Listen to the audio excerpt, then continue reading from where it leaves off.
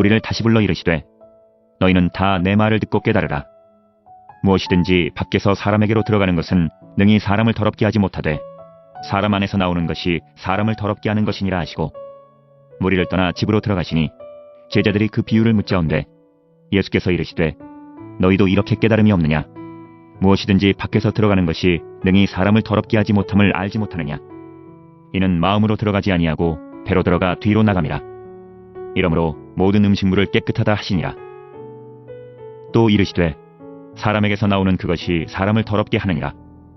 속에서 곧 사람의 마음에서 나오는 것은 악한 생각, 곧 음란과 도둑질과 살인과 간음과 탐욕과 악독과 속임과 음탕과 질투와 비방과 교만과 우매함이니 이 모든 악한 것이 다 속에서 나와서 사람을 더럽게 하느니라.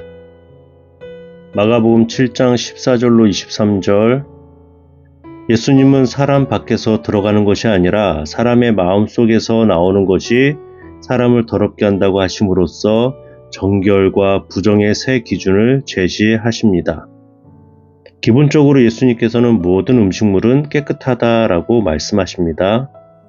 유대인들과 이방인의 구별점이 바로 이런 정결법이라고 말했을 때 예수님께서는 그것은 중요한 것이 아니다라고 좀 비유적으로 말씀하고 계십니다. 예수님께서 정말 원하셨던 것이 무엇인가?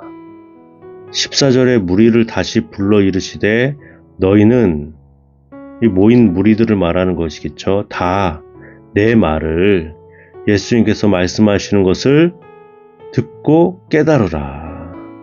들어라 아니면 깨달아라 이렇게 말씀하시는 것이 아니라 듣고 깨달으라 라고 하셨습니다. 듣고 깨닫다라는 것은 분리된 것처럼 보이지만 한꺼번에 일어나는 모습일 수도 있고요. 연속적으로 일어나는 현상일 수도 있습니다. 중요한 것은 예수님께서 말씀하셨을 때 그것을 듣고 깨닫는 데까지 나아가야 된다라고 말씀을 하시는 겁니다. 듣는데 멈추지 마십시오.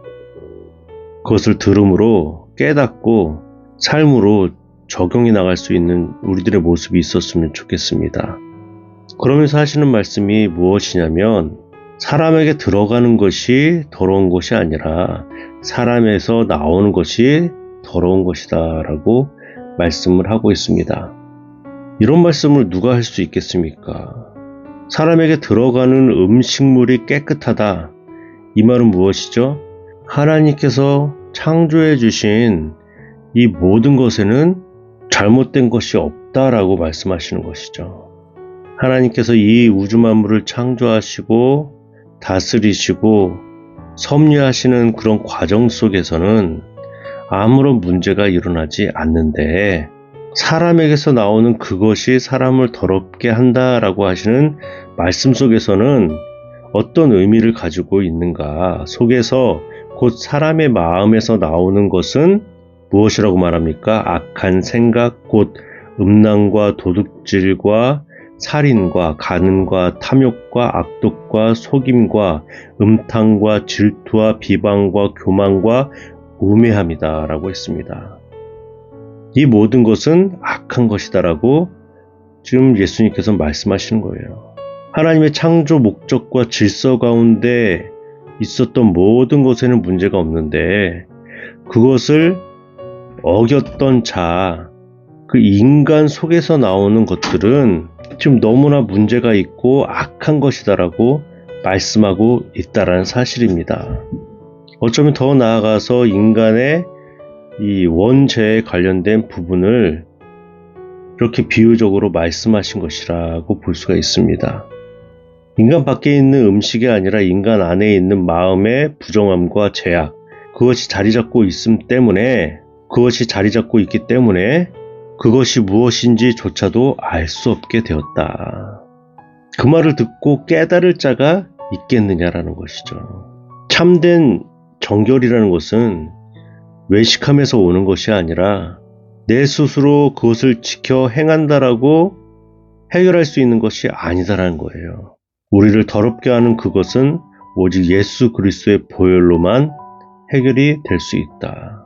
제자들에게도 비유로 말씀하시면서 깨닫기를 원하셨지만 그것이 악한 마음과 생각을 가지고 있는 자에게 있어서는 깨달을 수 없는 것이다.